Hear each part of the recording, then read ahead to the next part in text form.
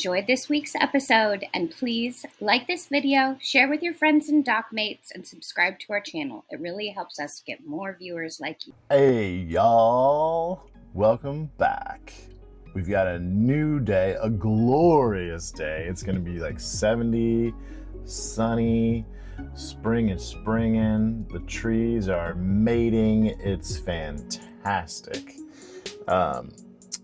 Where we left off is basically got this table essentially dry fit right in here where we want it.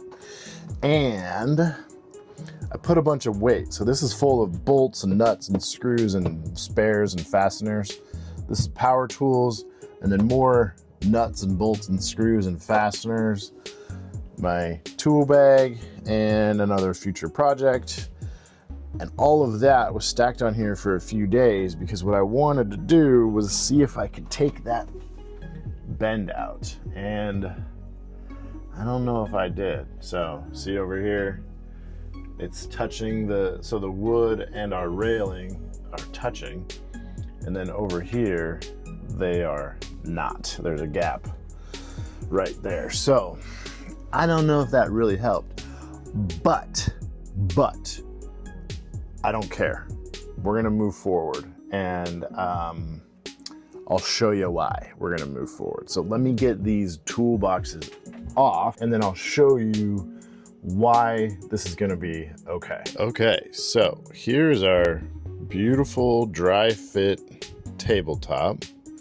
And then you might be wondering, but Matt, what is this blue thing that's on top? Well, let me show you. This blue thing on top is one of these. Well, there's actually two of these. Rockler brand extra large silicone project mat. They're 23.5 inches by 30.25 inches. Now, Rockler, on your website, it's 23 by 30. And you send me something that's 23.5 by 30 by a quarter. Know your audience, Rockler. Know your audience. Anybody who's going to be buying this is going to be measuring their space. And if you tell them 23 by 30 and it shows up and it's different, you're working with woodworking customers, hardworking woodworking customers.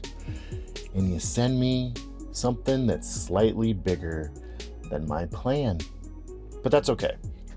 We'll let you pass because it'll work out quite nicely. So now the reason, there's a lot of things to talk about with these mats, but the first thing we're going to talk about is also not sponsored, by the way. The first thing we're going to talk about is the gap is essentially not existent anymore because I have this mat that slides up against this wood, and we have a dog that's going crazy. Let me deal with this. All right, sorry about that. This one over there got in trouble. You see her? Yeah. She shouldn't be yelling at people who are on their boats next door. Anyway, so where was I? So this silicone mat is probably gonna be used here most of the time. And because it's, I don't know, an 1/8 inch thick or whatever, it kind of hides that gap. The gap that makes the tabletop uneven. So now you see it, now you don't. Now you see it, now you don't. So even though I don't like that our thing that we ordered is supposed to be flat, we're gonna be okay. We're gonna work around it. So what else can I tell you about these? Oh yeah, these are pretty cool. So they're silicone, right? And so they're kind of designed for, just project mats. So they kind of tell you here that glue doesn't really stick to it, or if you do get glue on it, you can kind of just bend your mat and crack it off.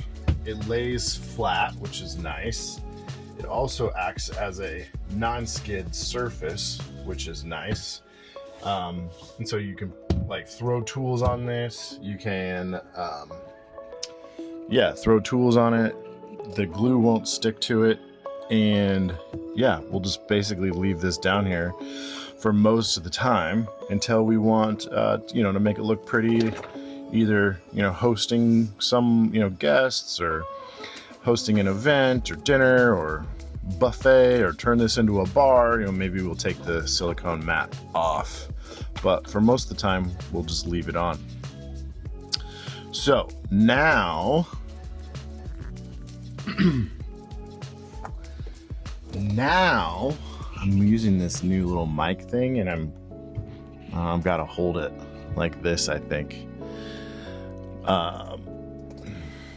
She's being quiet. It's amazing. So now the plan is I need to cut this table to the width that we want. Let's go ahead and start that process. So let me get these mats cleared off, and I'll tell you kind of next steps and what I got to do. Oh, hey, one more thing about these mats. They interlock together. Look at that. Isn't that kind of nice?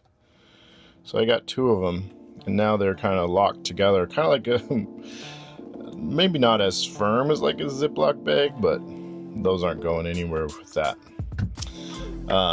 So yeah, I thought that was pretty neat. Okay, so let's pull these off, and we're kind of gonna have to leave one there for what we're gonna be working on. So this table top, this workbench is too wide. You see how much space we have right here? It's too wide. Like, you can't, it's hard to walk through this space. I mean, it's okay. It's just not the greatest. And then the edge of the live edge over here sticks out past this trim, and I don't want that either.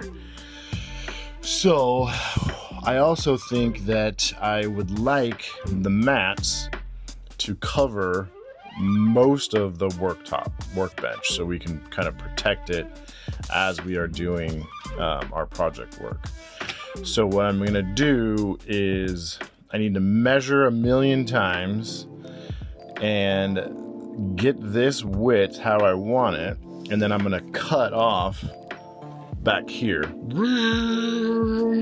all the way down. I'm gonna rip that all the way down, so that way we narrow this table down so it scoots over that way, and then is better suited for our mats here and gives us more room to walk, and it's not covering, you know, sticking out over this piece of trim. I think I kind of want it to end like right there.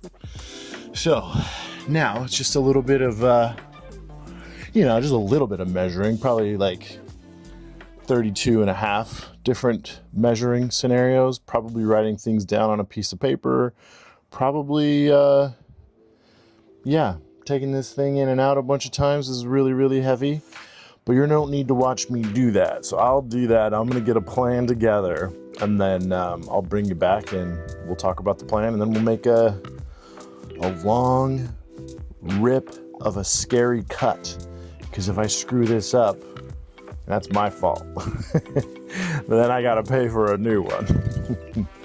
So yeah, let's go ahead and get this set up to rip it good.